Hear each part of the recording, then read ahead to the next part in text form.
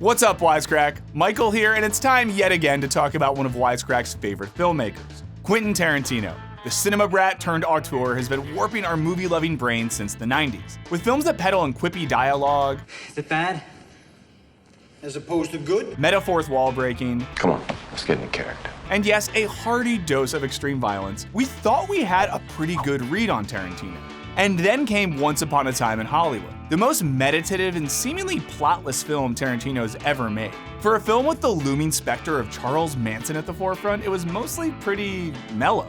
Much of the story consists of three Hollywood folks going about their day, driving, watching a movie, acting, fixing a roof, you know, the usual. And then, well, there's the old Tarantino we know and love. So what exactly was the director trying to say here? Dozens of think pieces have attempted to answer this question, with most labeling Once Upon a Time as a love letter to 1960s Hollywood. But we see the film a little differently, more as a eulogy, not just to a bygone era of filmmaking, but perhaps to Tarantino himself. Why? Let's find out in this Wisecrack edition. Is Once Upon a Time in Hollywood the end of Quentin Tarantino? And of course, more spoilers ahead. First, a quick recap. Once Upon a Time in Hollywood follows a day in the life of fading Western TV star Rick Dalton and his stunt double / designated driver Cliff Booth in late 1960s Hollywood. Rick's struggling to revive his career. And to add insult to injury, Hollywood it couple director Roman Polanski and actress Sharon Tate have just moved in next door. If Rick could only get into one of their hip pool parties, maybe he could be a star again. But for most of the film, not much happens. Rick guest stars as the heavy in a new Western series, Cliff makes an ill-fated stop at Spahn Ranch, and Sharon Tate has a day at the movies. Cut to 6 months later and we get the infamous Manson murders, played out a bit differently than history remembers. With the threat neutralized, Sharon invites Rick into her home and history is rewritten. But Tarantino isn't just playing out a violent comeuppance against history's least savory cult. With Once Upon a Time in Hollywood, we think the director is actually commenting on the current state of his film career, and showcasing how this could be the beginning of his end. He does this in 3 different ways. First, let's talk about the setting. Once Upon a Time takes place during the late 1960s, a period of transition for Hollywood. The previous half-century had seen the golden age of Hollywood cinema. During this time, the studio system reigned supreme, controlling all aspects of filmmaking with actors, directors, and writers all under strict contracts. Each studio would simply plug their talent into different features, be it musicals, dramas, or thrillers, and voila, they'd have a hit. Then in 1948, this system was dismantled by the US Supreme Court, which left the studios reeling from a loss of power and money. Their once tightly controlled actors were now released from their contracts, left to fend for themselves. And where did these abandoned stars go?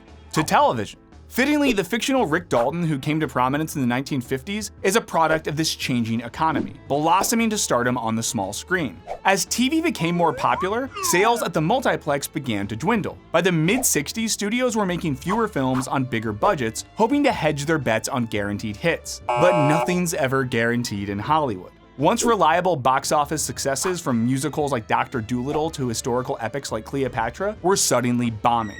Increasingly desperate studios became open to taking increasingly bigger risks, and gave younger filmmakers greater creative control. These visionaries ushered in the era of New Hollywood, aka the American New Wave.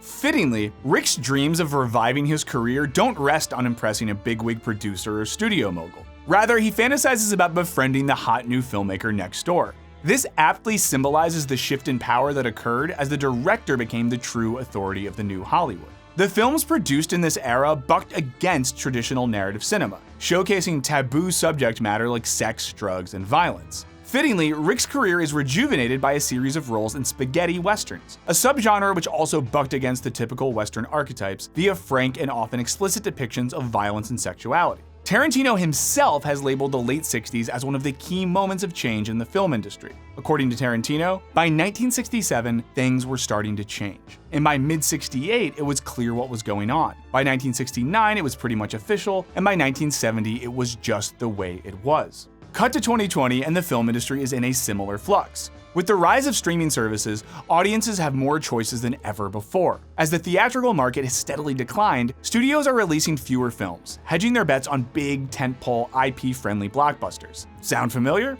There hasn't been a period this tumultuous for Hollywood since, well, the 1960s. Filmmakers like Scorsese and Spielberg have spoken out about the changes in the industry, particularly their displeasure with the way Hollywood only releases franchise films like, say, Avengers Endgame, yet ignores smaller, adult-driven fare. The film world they once knew, where a small Sundance film like Reservoir Dogs could become a hit, seems gone for good. Just look at the films that come out of Sundance today.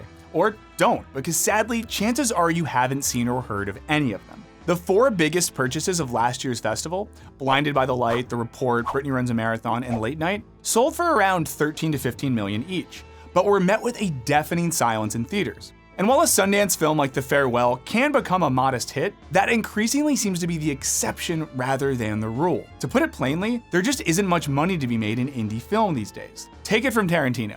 Look, I think a lot of us making movies are facing a dark night of the soul. I know I am. We are wondering if we'll still be doing it this way 15 years from now, and my guess is not. In the same interview, the director wonders aloud, do movies matter anymore? Are movies important? Are movies part of the conversation? Tarantino uses Rick and Cliff to parallel his own impending obsolescence. Just as Rick laments, "It's official, old buddy. Well, has been." Tarantino too questions if he still has a place in Hollywood. A self-aware student of cinema, he knows how fickle the industry is and how quickly the tide can turn.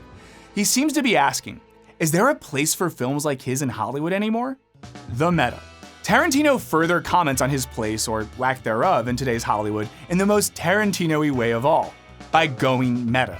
Specifically by referencing his earlier films. Of course, Tarantino has always been a master of movie references. You can't watch more than 5 minutes of Reservoir Dogs or Kill Bill or Pulp Fiction without some reference or callback popping up. We could spend hours doing this, and Tarantino's proud of it. I steal from every movie ever made. Great artists steal, they don't do homages. But Once Upon a Time in Hollywood takes this a step further, constantly referencing the director's own films. Now, Tarantino has been self-referential before. A pack of red apples. But never to the extent we see in Once Upon a Time. The film is rife with meta references. That's the red apple way. Rick Dalton's TV series Bounty Law is filmed on a set called Melody Ranch, the same used for filming on Django Unchained. Dalton co-stars in a scene opposite Michael Madsen, playing almost the same character as he did in The Hateful Eight. And Rick's most recent film, The 14th Fist of McCluskey, shows him torching and killing a bunch of Nazis just as Shoshana did in Inglourious Basterds. When Cliff, Rick, and his new wife return from Rome, they walk by a mosaic wall in LAX, the same wall Jackie passes in the opening of Jackie Brown. Kurt Russell and Zoe Bell star as a stunt team, a callback to Death Proof. An ad for Pulp Fiction's Kahuna Burger appears on a bus billboard. Oh, and let's not forget about the feet. After a while, you can't help but wonder if he's making fun of his highly publicized foot fetish. And when Sharon tries to see her own movie for free, the usher doesn't initially believe she's in it, an event based on Tarantino's own life. These meta references position Once Upon a Time in Hollywood as a reflection on Tarantino's career, with the film itself becoming a testament to his previous triumphs. Yet these references seem tinged with sadness, as if Tarantino is equating his past glories to a bygone era of filmmaking. If a changing culture left Rick Dalton behind, will it do the same to Tarantino?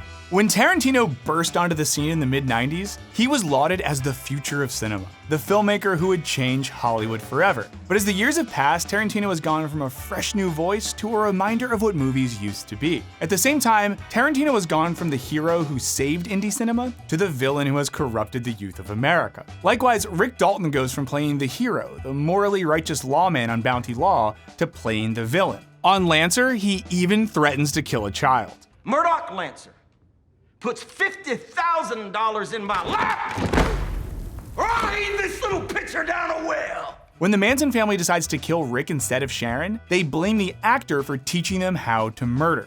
And if you grew up watching TV, that means you grew up watching murder. Every show on TV that was an I Love Lucy was about murder. So, my idea is, we kill the people who taught us to kill. This is a common complaint lodged against Tarantino, that his films have created a generation of viewers so numb to violence that they are now capable of committing horrific acts of violence themselves. Tarantino deliberately draws this connection to reflect on how his harshest critics perceive his work. But just when we're getting kind of used to quietly self-reflective Quentin Tarantino, he pulls another fast one on us by introducing his third tactic: changing the narrative.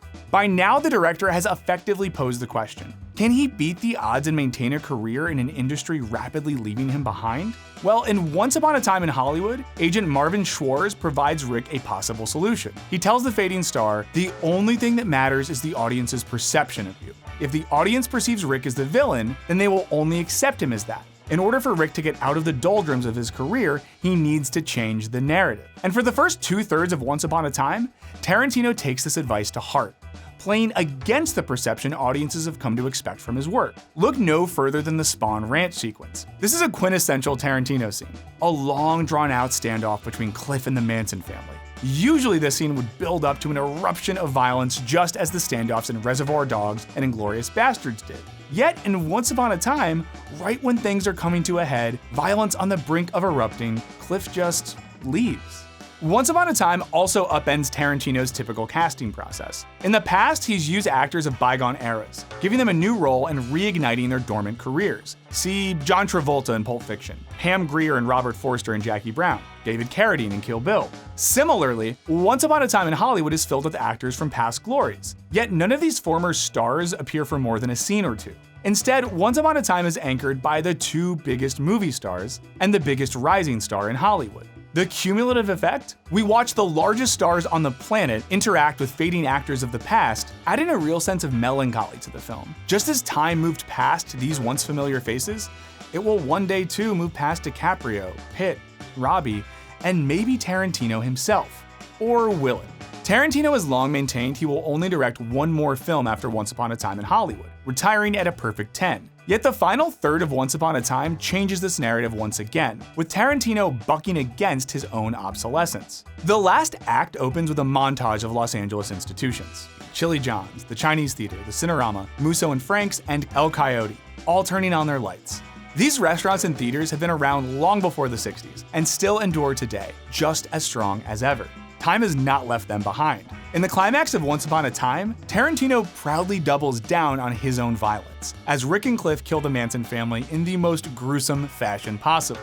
Tarantino cathartically uses his trademark violence to torch the critics who have spoken against him and his films. It's in this climactic bout of violence that the director doesn't so much as give in to his trademark gore, but reinforces it as his brand. Just like all the monuments in LA have endured, Tarantino isn't going anywhere. The film concludes with Rick finally snagging an invite into Sharon's mansion, as if Tarantino too is wondering if there is still a place for him at the ultra-exclusive pool party that is Hollywood.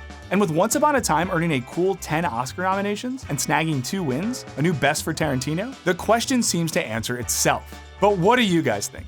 Is Once Upon a Time indeed a meditation on Quentin Tarantino's own career, or are we just reading way too much into it? Let us know what you think in the comments. As always, a big thanks to our patrons for making our channel and podcast possible. Hit that subscribe button, and as always, thanks for watching. Later.